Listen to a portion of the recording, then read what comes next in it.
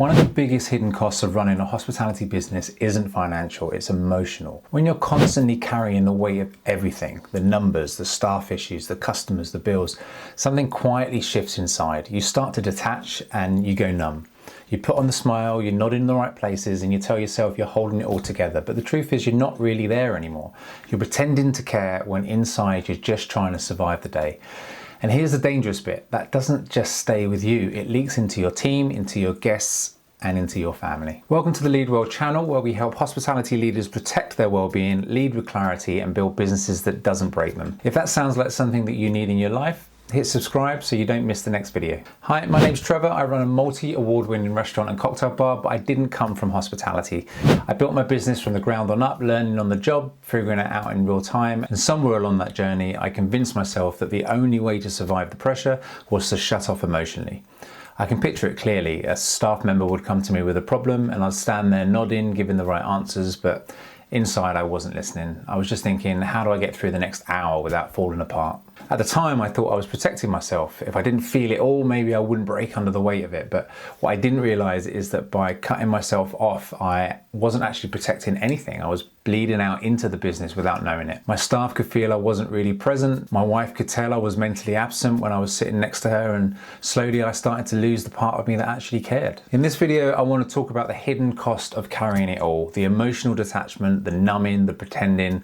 I want to show you how to recognize it in yourself before it quietly spreads into your team, into your guests, and the people you go home to. And if you're already feeling some of those red flags, like you're zoning out more often, snapping at things that never used to bother you, or going home too drained to talk, I've built a free tool that might help. It's called the Business and Wellness Quiz, and it shows you exactly where you're carrying too much and gives you a clear next steps to lighten the load, and you'll find the link in the description. You carry a lot and you deserve the tools and the support to carry it well. So let's start with the why. Why does this happen? Why do so many of us in hospitality find ourselves emotionally shutting down, sometimes without even noticing? The answer is actually very simple. When your brain is overloaded, it shifts into survival mode, and survival mode doesn't care about your feelings. It doesn't care about your empathy, creativity, or connection.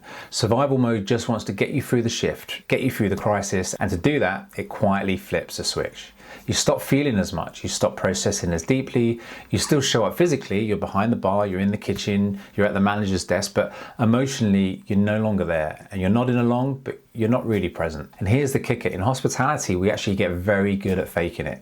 We know how to plaster on a smile for the guest. We know how to give the quick, yes, no problem to the staff. We can put on the performance even when inside we're running on fumes. That's part of what makes this so dangerous, because from the outside, you can still look like you're functioning. People might not notice right away, but inside you're slowly disconnecting from the work and from yourself. So how do you know if this is happening to you? What does emotional detachment look like in real life? Here are some of the signs I wish that I had recognized sooner.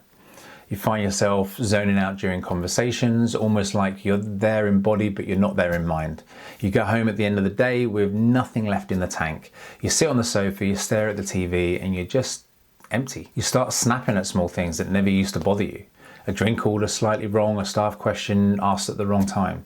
You catch yourself pretending to care, and you know the right thing to say, but deep down you're just saying it to keep things moving. And maybe the hardest one to admit, you stop enjoying the parts of the business that you used to love. The creativity, the buzz of service, the team energy, it all just feels a bit muted. If any of those sound familiar, that's not just tiredness, that's emotional detachment. And left unchecked, it becomes the silent driver of burnout. Now here's the real cost. Emotional detachment might feel like a shield in the moment, but over time it erodes everything around you. Your team feels it. They may not say it out loud, but they know when you're not really listening. And when they feel unseen, their morale drops and they stop coming to you with ideas or problems, and they start mirroring your detachment. Your guests feel it.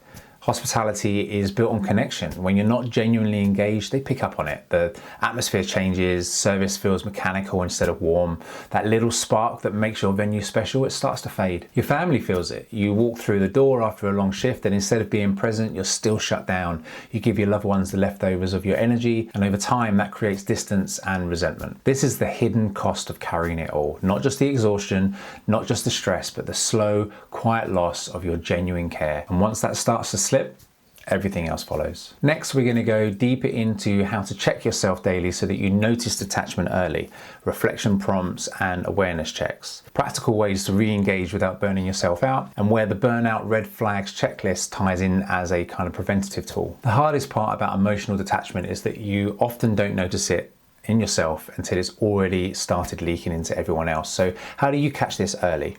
This is where self-awareness becomes your best defense. Not guilt, not shame, just honest noticing.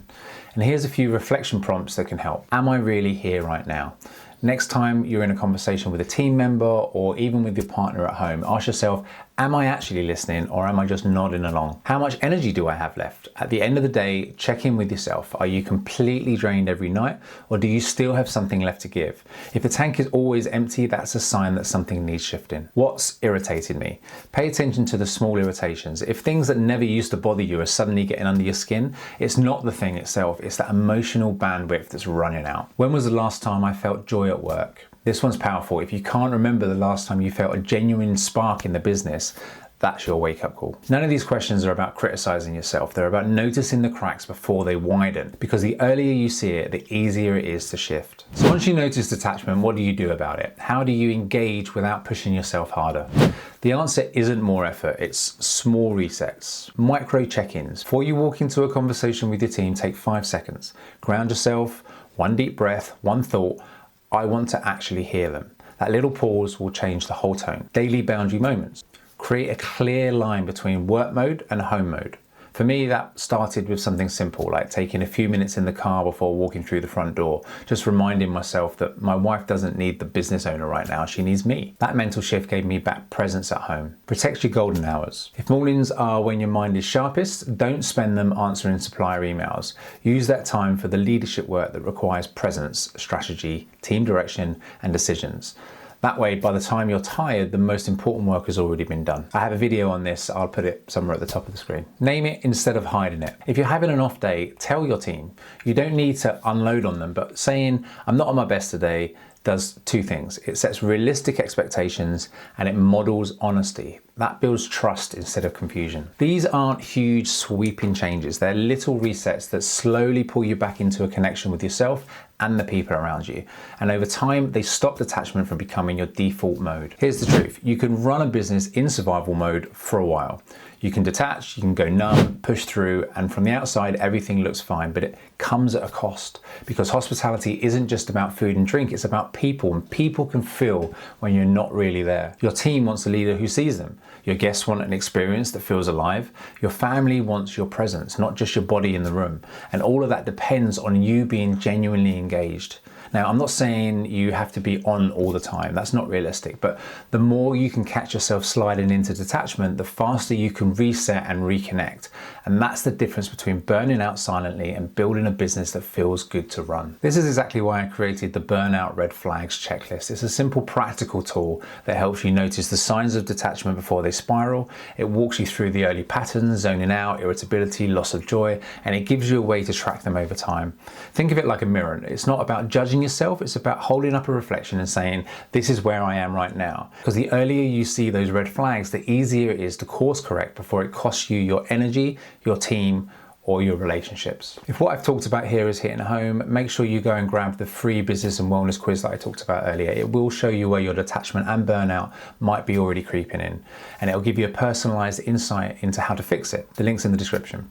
Let's step back for a moment. We've talked about why detachment happens, what it looks like, and how it quietly drains the life out of your business and your relationships. We've looked at reflection prompts to help you notice it in yourself and some small resets to help you re-engage without burning out. But here's the bigger picture. Leadership in hospitality isn't just about carrying tasks, it's about carrying people.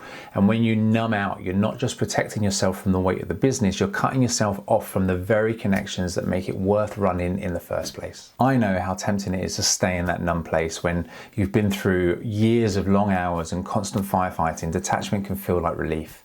But that relief is short-term. The long-term cost is a business that loses its spark, a team that loses motivation, and a life outside of work that starts to feel hollow. So here's the reframe I want to leave you with. Emotional presence is not a luxury, it's a resource. It doesn't mean you're available to everyone all the time, and it doesn't mean you pour yourself into every problem until you're empty.